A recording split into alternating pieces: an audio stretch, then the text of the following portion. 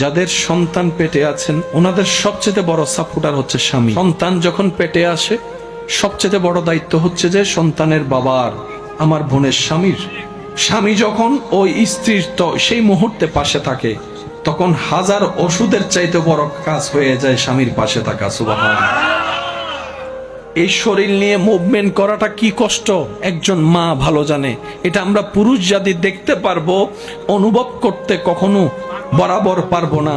সেজন্য স্বামীর উচিত স্ত্রীর এই কঠিন মুহূর্তে যতই ব্যস্ততা থাকুক দূর থেকে হলো ফোনের মাধ্যমে, কথার মাধ্যমে এমন ভাবে স্ত্রীকে খুশি রাখা।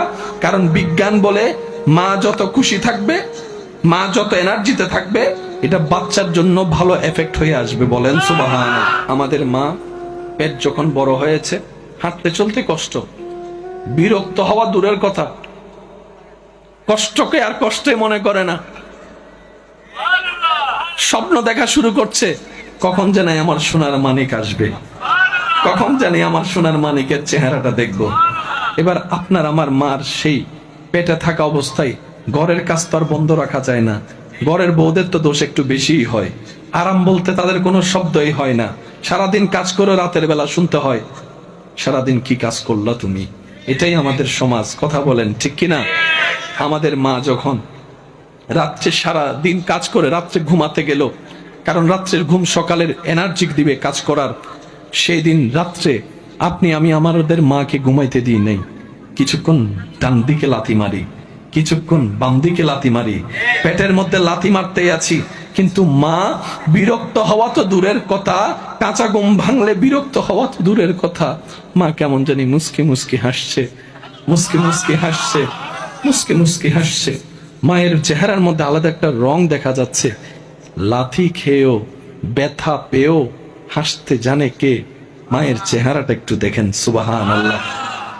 একদিন দুই দিন হলে মেনে নেওয়া যায়, এক সপ্তাহ হলে জোর করেও মানিয়ে নেওয়া যায়।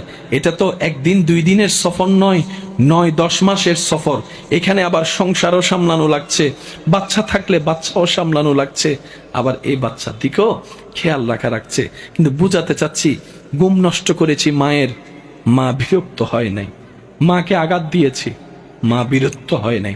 বমি বমি ভাব আমার কারণে হয়েছে, মা বিরক্ত হয় নাই।